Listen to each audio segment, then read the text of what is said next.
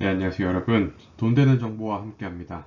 미국 주식과 환율, 대출이자와 아파트 가격까지 그날의 이슈를 빠르게 살펴보는 뉴스 스피커.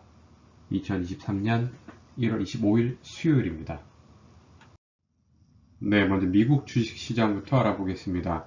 지수로 봤을 때는 다우 지수만 플러스로 상승된 것을 볼 수가 있죠. 나스닥과 S&P 500은 소폭 하락한 모습 확인할 수가 있습니다.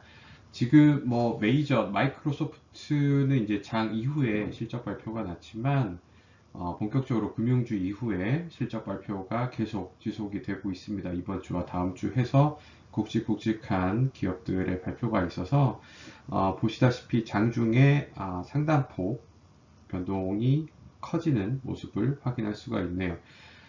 기본적으로 제가 뉴스 스피커에서 계속 말씀드리는 S&P 500 기준으로 4,000포인트 드디어 월요일 날 상당한 폭으로 상승을 하면서 4,000포인트를 넘어서 순항을 거듭하지 않을까 생각을 하고 있습니다.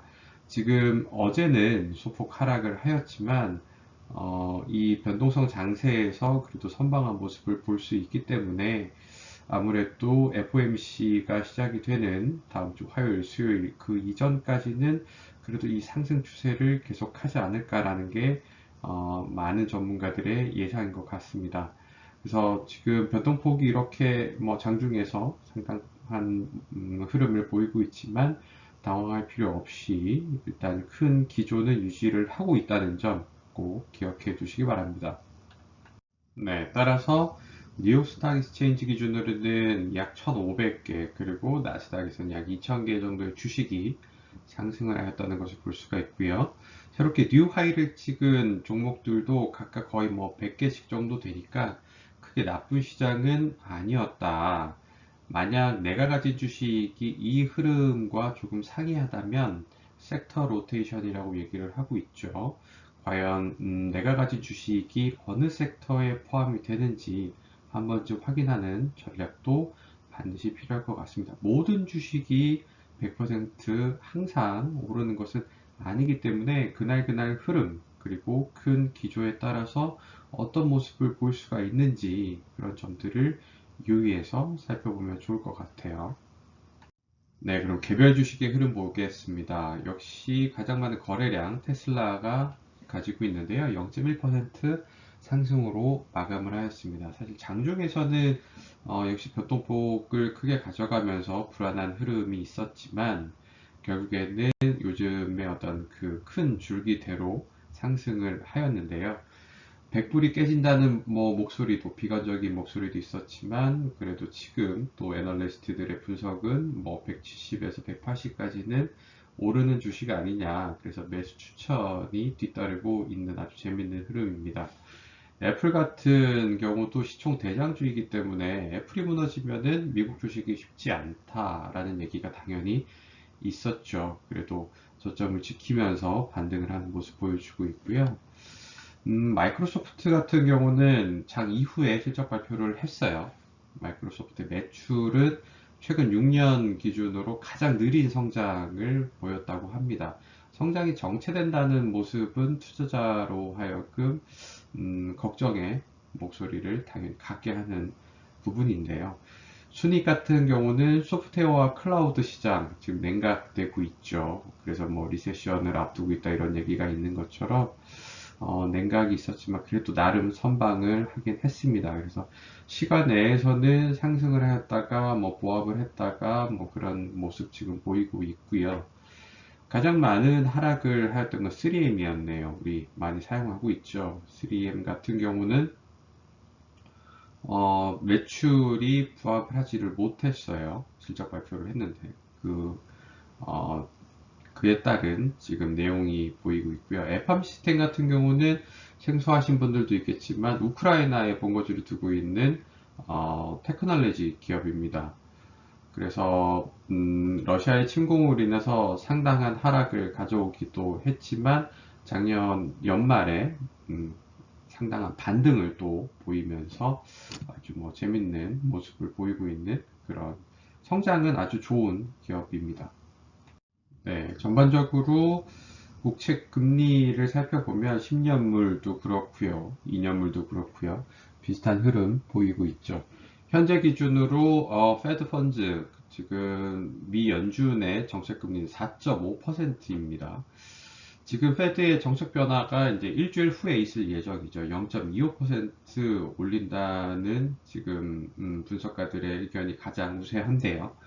31일 FOMC 시작을 해서 1일날 발표하기 전까지는 연준 이사들의 발언이 금지된 블랙아웃 기간입니다. 무슨 얘기냐면 연준의 그 수많은 이사들이 언론에 나와서 이런저런 얘기를 할 때마다 아무래도 투자자들은 조금 위축되기 마련이었는데 일단은 약 한 일주일의 시간이 있는 거예요. 하지만 그것만큼 실적 발표를 계속 앞두고 있기 때문에 데이 바이 데이 해서 과연 이 변동성 장세를 큰 줄기의 흐름이 상승으로 계속 이끌어 갈 수 있을지, 금리 같은 경우는 지금 시장 금리를 낮출 수 있는지 아주 흥미진진한 모습을 가지고 있습니다.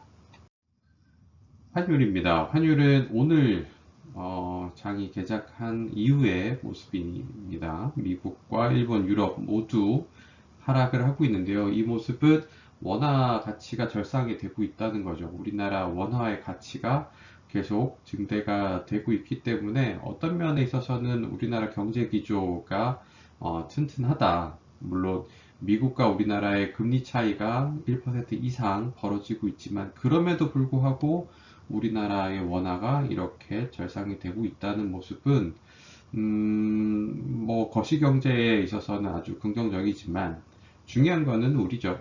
중산층에게는 작은 받침대 하나가 아주 절실한 상황입니다.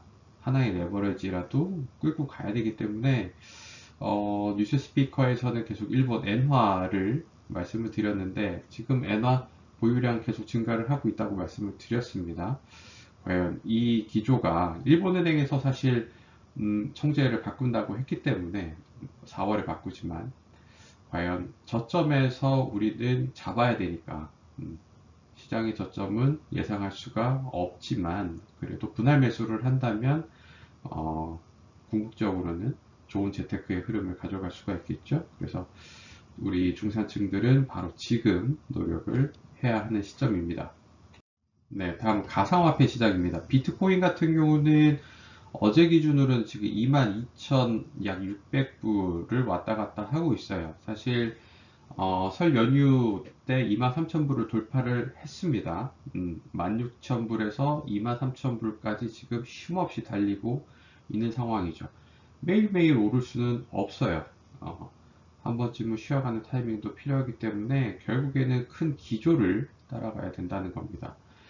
22,400불이 또 하나의 저항선이었는데 그 이상을 유지를 잘 하고 있어요. 그래서 사실 아시겠지만 본전만 기다리는 코인러들이 즐비합니다. 주변에 본전만 오면은 팔아버리겠다. 그래서 계속 올라라 올라라 뭐 이런 얘기들을 하고 있는데 뭐 세뱃돈을 또 투입을 많이 해서 김치 프리미엄이 올랐다는 얘기 기사 많이 보셨을 거예요.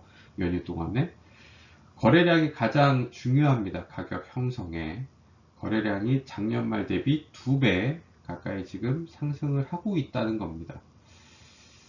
어떻게 보면 분명히 모멘텀은 하나 형성이 된 거고요. 그래서 5달 만에 23,000 선을 회복을 했다는 겁니다. 살짝 떨어졌지만 그 다음 기준은 어디냐? 25,200입니다. 그 다음 저항선 25,200을 넘어서면 그 다음은 29,700이기 때문에 단기 고점인 꿈의 3만불의 어떤 상승도 기대할 수 있는 흐름입니다. 물론 아직까지 많이 남아 있지만 일단 23,000을 넘어서 25,200을 가려면 말씀드렸다시피 1월 31일에 시작된 FOMC 뭐 발표도 당연히 중요하겠지만 어떤 가이던스를 줄지 앞으로 페드의 흐름이 어떨지 그 기간 전에 지금 블랙아웃 기간이라고 했어요. 그때까지 과연 얼마만큼 또 상승의 흐름을 가져가는지 한번 뉴스 스피커와 함께 계속 지켜보시죠. 네, 그럼 우리 중산층의 자금 흐름을 위해서 주택담보대출 비교해 보겠습니다. 계속 시장에서는 이런 레버리지에 있어서 아주 좋은 비둘기적인 신호를 보이고는 있습니다. 통화긴축 완화가 이제 기대가 되기 때문에 시장 금리가 계속 떨어지고 있고요. 지금 뭐 한국은행의 그런 정책 금리를 떠나서 은행에서도 은행 자체적으로 이제 가상금리를 매긴단 말이죠. 리스크를 우리에게 이제 대출을 해주다 보면은 자금을 끌어오는 데 있어서 리스크를 해지를 해야 되기 때문에 가상금리라는 이름으로 이제 또 나름의 이익을 취하고 있는데 그 가상금리를 줄이고 있습니다. 자체적으로. 그래서 아마 이번 주부터는 상당금리 7%는 연말이 되어 갈 것 같습니다. 국민은행 같은 경우는 변화의 폭이 없지만 내일 기준으로 상당폭 내려갈 거라는 지금 보도가 있으니까 뉴스 스피커와 함께 지켜보시고요. 지금 궁극적으로는 지난 2022년 10월 이후 10월 정도로 돌아가고 있는 그런 금리의 모습입니다. 대출 금리의 모습이니까 얼마나 또 우리를 기쁘게 해줄 건지 한번 지켜보시죠. 네, 정기 예금입니다. 당연히 5%는 찾아볼 수가 없고요. 대구 은행 기준으로 4.75, 나머지는 시중 5대 은행 기준으로 3%가 대부분인 모습을 볼 수가 있죠. 정기 적금 같은 경우는 역시 지난주와 큰 흐름 보이지 않고 있습니다. 하지만 정기 적금에 관심 있는 분들은 꼭 자기가 주거래하는 은행에 있어서 그 개별적인 등락폭을 확인한 후에 움직이시는 것을 추천드립니다. 네, 아파트 실거래가 같은 경우는 설 연휴였기 때문에 내일 집계를 해드리기로 하고요. 오늘의 이슈를 한번 살펴보겠습니다. 지난해 중국 인구가 처음으로 감소를 했다고 합니다. 뭐 그 많은 인구가 감소를 했다고 무슨 이슈가 될 거냐 하지만 61년 만에 처음으로 감소를 했다고 해요.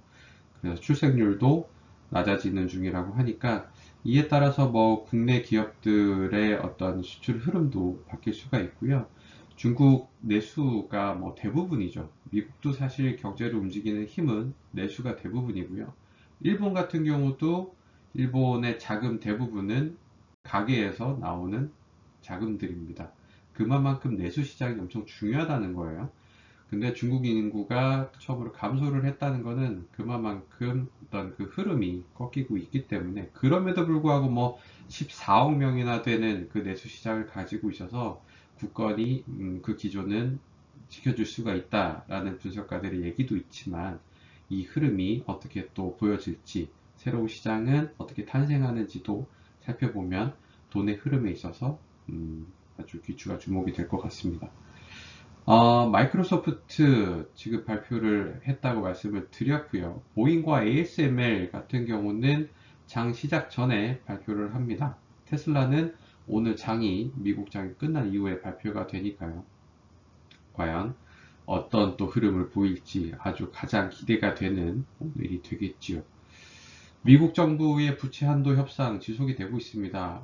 의회에서 통과를 시켜줘야지만 미국 정부가 말도 안 되지만 모라토리엄을 이제 뭐 방어를 할 수가 있기 때문에 당연히 아마 이 폐해를 알고 있는 그 의회에서도 통과를 시켜줄 거라는 목소리가 가장 크죠. 미국 연준의 금리 인상이 중단이 기대된다고 월스트리트 저널에서 보도를 했어요. 다음 회의, 지금 일주일 앞두고 있는 그 회의에서 언제 금리 인상을 중단할지 논의할 거라고 얘기를 하고 있는데 과연 그 일주일 후에 어떤 변화를 가질지, 사실 0.25%를 페드 펀즈 레이트를 지금 상승시킬 거라는 게 90%를 상회하는 확률의 분석입니다. 그거는 당연한 얘기가 될 수도 있고요. 하지만 가이던스가 중요하다는 거죠. 앞으로 우리는 어떻게 하겠다. 그 흐름에 따라서 우리 한국은행의 정책금리도 달라질 것이고요. 그에 따라서 레버리지 기준도 각 은행들의 대출금리 기준 다 바뀔 예정입니다. 주식시장은 더할 나위가 없고 가상화폐 마찬가지로 따라간다는 거죠. 네, 이런 이슈들의 흐름 뉴스 스피커와 함께 계속 지켜보도록 하시죠. 감사합니다.